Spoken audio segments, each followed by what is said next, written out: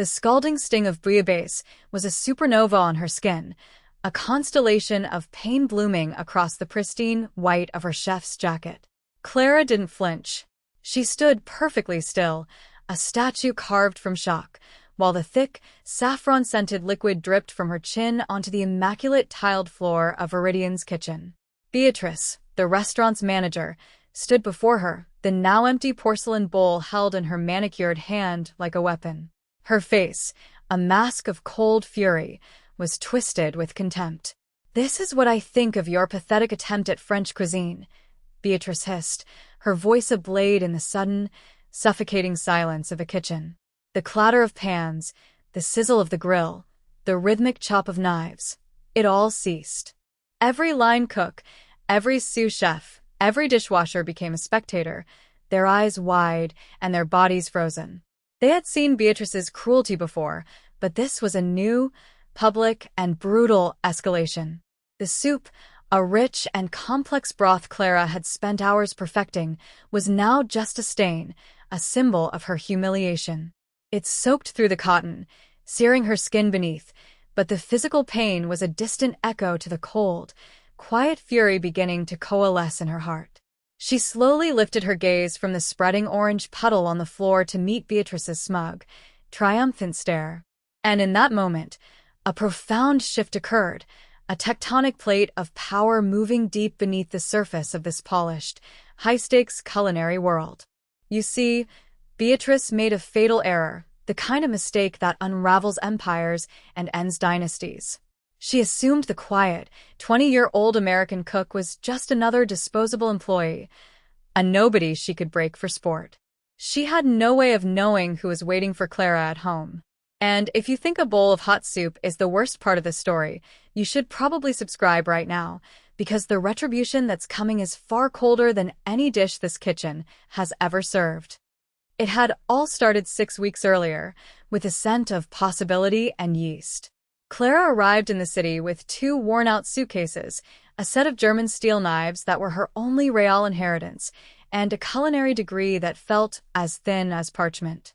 She was an anomaly, a girl with sun-bleached hair and a quiet Midwestern demeanor stepping into the ruthless, male-dominated arena of European haute cuisine. Viridian was the pinnacle, a temple of gastronomy with 3 Michelin stars and a waiting list a year long. Securing a position as a commis chef was like finding a golden ticket. She remembered her first day, the overwhelming sensory assault of the kitchen. It was a symphony of controlled chaos. The roar of the blast furnace, the sharp scent of citrus and reductions, the percussive clang of copper on steel, and the low, urgent murmur of orders being called in French and Italian. She was assigned to the fish station, a notoriously difficult post. Her hands were deft, her movements economical, her focus absolute. She broke down a whole halibut with a surgeon's precision, her small frame belying a strength and confidence that surprised the grizzled chef de partie. She kept her head down, spoke only when necessary, and let her work speak for her. The other chefs, initially dismissive, began to watch her with a grudging respect. They saw the passion in the way she seared scallops to a perfect, caramelized crust, the artistry in how she arranged a delicate branzino fillet on the plate. She was not just a cook, she was a creator, an artist whose medium was flavor and fire. She was patient, absorbing every technique, every criticism, every nuance of this high-pressure world. She was building her dream, one perfectly cooked dish at a time, blissfully unaware that she was working in a viper's nest, and the viper had already marked her as prey. Her life outside the kitchen was a secret, a world so far removed from the grease traps and walk-in freezers of Viridian that it might as well have been on another planet. She had met Marco Moretti a year ago, in a life that felt like someone else's. She was working the counter at a tiny, family-run bakery in her hometown to pay for culinary school. He came in every morning for an espresso and a single cannoli. He wasn't loud or flashy like the other men who tried to get her attention. He was quiet, his presence a palpable weight in the small shop. His suits were impeccably tailored, his eyes held a depth that was both unnerving and magnetic, and he spoke with a soft Italian accent that was music. He never asked for her number. He just watched her, his gaze intense but respectful. He saw past the flour on her apron and the tiredness in her eyes. He saw the steel in her spine. One day, as she handed him his coffee, their fingers brushed. It was a jolt, an electric current that surprised them both. "You have the hands of an artist," he said, his voice a low rumble. That was the beginning. Their courtship was a whirlwind conducted in shadows. He would appear after her shift, a black car with tinted windows waiting at the curb. He took her to places she'd only read about, taught her about wine, art, and the quiet language of power. He never told her exactly what he did, but she knew. The way men deferred to him, the whispers that followed in their wake, the sheer, unshakable aura of command he projected, it all pointed to a world of danger and influence. She wasn't afraid. With him, she felt safer than she ever had in her life. He was the calm in her storm, and she, apparently, was the light in his darkness. Their wedding was a secret ceremony on a cliffside villa overlooking the Amalfi Coast, with only his most trusted men as witnesses. She wore a simple white dress, and he wore a look of utter devotion that stunned the hardened soldiers who served him. When he slipped the heavy gold band onto her finger, he made a vow not just to her, but to himself. "No one will ever harm you," Marco had whispered, his thumb stroking her cheek. "Anyone who tries will learn the meaning of sorrow." It was this promise that allowed her to pursue her own dream. She didn't want to be Mrs. Moretti, the cosseted wife of a feared man, living in a gilded cage. She wanted to be Clara, the chef. She wanted to earn her place, to feel the heat of the stoves and the satisfaction of service on her own merit. Marco, to his credit, understood. He admired her fire, her independence. It was a game to him, a delicious secret. He loved watching her walk out of their marble-floored penthouse each morning in a simple t-shirt and jeans, blending in with the city, becoming invisible. He would watch from the window until her small figure disappeared into the subway entrance, a ghost of a smile playing on his lips. He knew the world was cruel, that a place like Viridian would be filled with sharks. He let her go, but his protection was a silent, invisible cloak around her. He had a man watching the restaurant, another tracking her commute. He knew every staff member's name, their debts, their weaknesses. He was a patient predator, content to let his queen explore the world, but always ready to descend with hellfire on anyone who dared to touch her. Beatrice's fatal mistake wasn't just underestimating Clara, it was her complete and utter ignorance of the king who watched over her.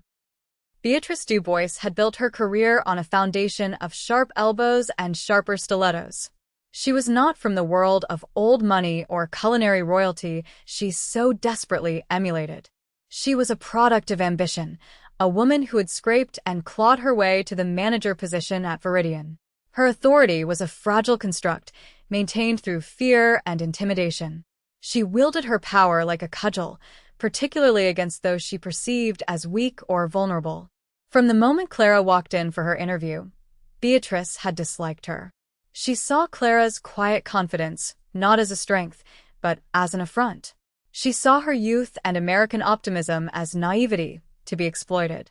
In Beatrice's mind, Clara was an imposter, a plain girl who didn't belong in this temple of high culture.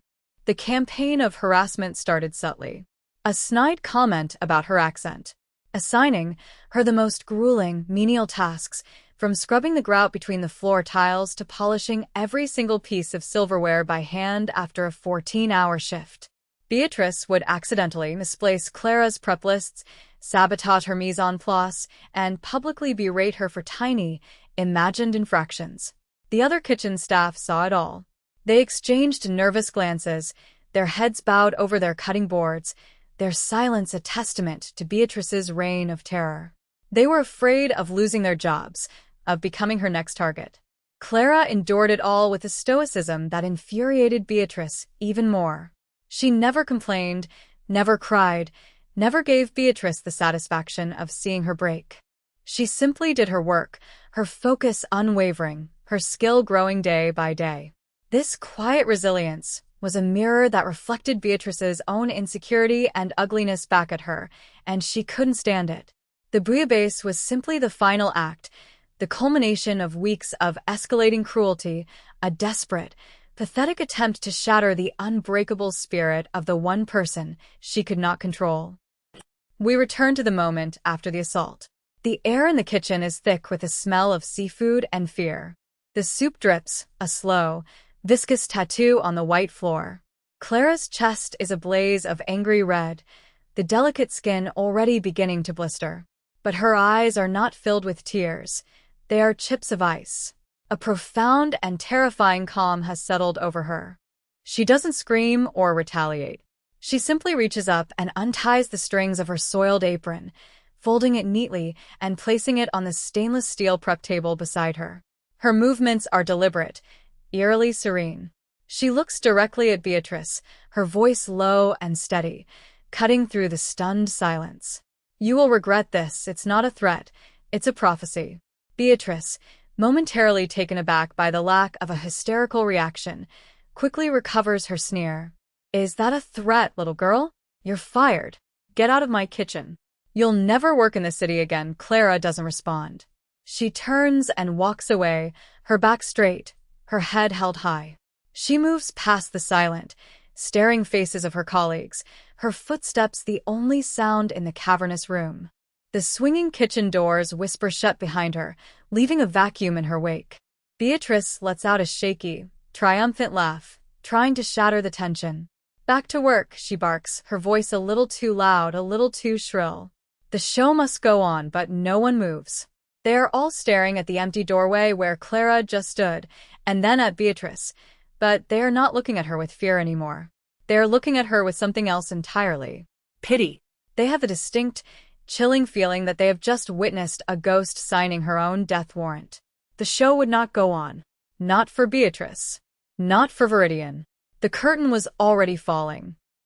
Clara walks out of the restaurant's back alley entrance, the cool evening air a balm on her burning skin. She doesn't hail a cab. She doesn't rush to an emergency room. She walks 2 blocks, her pace unhurried, and sits on a cold park bench overlooking the river. The city lights glitter on the dark water, a million indifferent diamonds. She pulls her phone from her pocket, her fingers steady. She has only one number on her favorites list. It rings once, a short, clipped tone before he answers. Pronto, Marco's voice is deep, calm, the sound of absolute control. He is in his office, a vast, dark-wooded chamber high above the city. Before him are 3 men, their faces pale with fear, the subject of their meeting a matter of life and death. But when he sees her name on the screen, their existence fades to nothing. "Marco," she says, her own voice impossibly even. "I'm okay." He hears what she isn't saying. He hears the tremor she's trying to hide, the sharp intake of breath that signals pain. In his mind's eye, he sees every possible horror, every threat he has ever neutralized. "What happened, Miyakara?" he asks, his voice softening to a velvet purr that belies the Arctic storm gathering in his eyes. The 3 men in his office flinch at the change in his tone. They know that softness is far more dangerous than his anger. "The manager," Clara says simply. "She threw soup on me. It was hot." A profound silence follows. Marco closes his eyes. The universe contracts to a single point, the image of someone daring to harm her. When he opens them again, they are black, bottomless pits of cold fury. The 3 men see the look and visibly shrink in their chairs. "What is her name?" he asks. "Beatrice Dubois," Clara replies. "I am on my way home." He doesn't need to say anything else. She knows. He knows. "I'll be waiting," he says, and the line goes dead.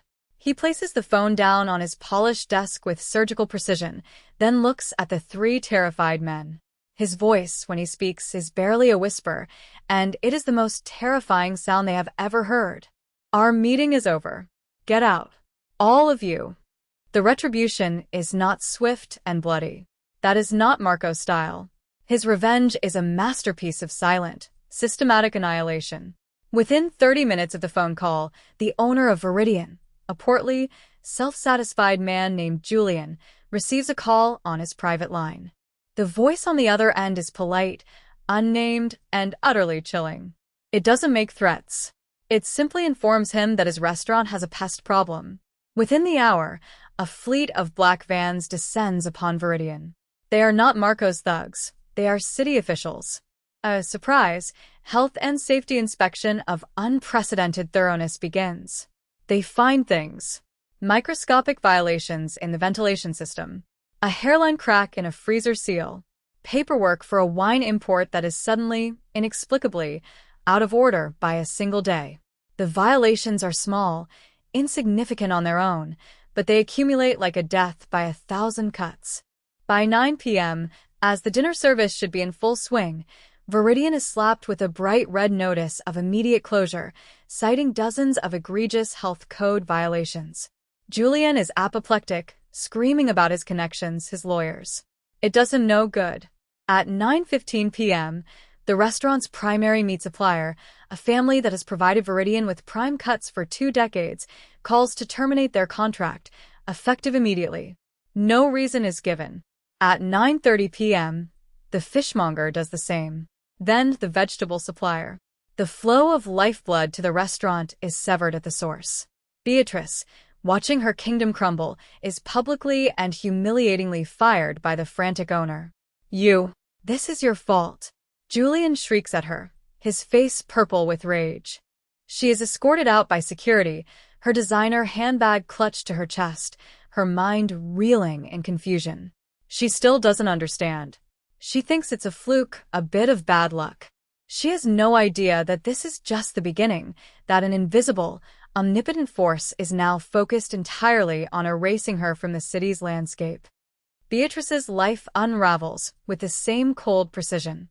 The next morning, she wakes up to an eviction notice slid under her apartment door. The reason cited is a breach of a minor clause in her lease agreement, something about unauthorized decorations on her balcony. It is legally airtight and non-negotiable. She has 24 hours to vacate. Panicked, she tries to call her lawyer, only to find her phone service has been disconnected. She goes to an ATM to withdraw cash. Her accounts are frozen due to a suspicious activity alert. Every door that was once open to her is now slammed shut in her face. She starts calling other restaurants, trying to leverage her reputation as the former manager of Viridian. The responses are universally cold. The position has been filled. We're not hiring. Don't call this number again within a week. Her name is poison. No one will touch her. Word has spread through the city's elite circles, a silent, unsigned memo that Beatrice Dubois is not to be helped, not to be hired, not to be acknowledged. She is a pariah, a ghost haunting the edges of the world she fought so hard to conquer. She loses her apartment, her savings, her career, and finally, her reputation. She is forced to sell her expensive clothes and jewelry for a fraction of their worth, moving into a dingy, weekly-rate motel on the edge of town. She spends her nights staring at the water-stained ceiling, replaying the moment in the kitchen over and over. The quiet American girl, the soup, the strange, prophetic words. You will regret this, she finally understands. It wasn't a threat. It was a promise. She was never the predator in that kitchen. She was just a fool who had tried to bite a queen, oblivious to the dragon that guarded her. Her punishment wasn't a quick death. It was the slow, agonizing process of becoming a nobody, the very thing she had always feared. That night, Marco comes home late. The penthouse is silent, the only light coming from the floor-to-ceiling windows that display the glittering city like a captured galaxy. He finds Clara in the kitchen, not their grand, state-of-the-art one, but a smaller, private one he had built just for her, a sanctuary of copper pots and familiar spices. She is wearing one of his soft, oversized cashmere sweaters, her hair pulled back, her feet bare on the cool marble floor. She is calmly kneading dough, her movements rhythmic and soothing. On her chest, visible above the V-neck of the sweater, is a small, pale bandage. He doesn't speak, just walks up behind her, wrapping his arms around her waist and resting his chin on her shoulder. He inhales the scent of her hair, a mixture of shampoo and flour. He holds her like she is the most precious, fragile thing in the world, yet he knows she is anything but. He feels the tension finally leave his shoulders, the cold rage that has been simmering in his veins for hours finally abating in her presence. She leans back against him, her hands never stopping their work on the dough. They stand like that for a long time, in a silence that is more intimate than any words. The city below, with its secrets and its violence, fades away. There is only this room, this moment. Finally, he speaks, his voice a low whisper against her ear. "I've been thinking," she hums in response, a soft, questioning sound. "The building on the corner of Grand and Mulberry," he continues. "The one with the beautiful bay windows. The lease is available. I think it would make a fine restaurant." Clara stops kneading. She turns in his arms to face him, her eyes searching his. He gives her a small, gentle smile. "Your restaurant," he clarifies. "Anything you want. Your name above the door. Your menu. Your rules. No one to answer to, ever again." A single tear escapes her eye and traces a path down her cheek. It is not a tear of sadness or pain, but of overwhelming, profound love. She knows what he has done for her. She knows the silent, terrible war he waged on her behalf. And she knows that this, right here, is her true power. It wasn't in her hands or her knives. It was in the unwavering, terrifying, and absolute devotion of the man who held her heart. And for anyone out there who thinks power only comes from a title or a bank account, drop a heart and let me know. Because sometimes the greatest power in the world is being loved by the right person.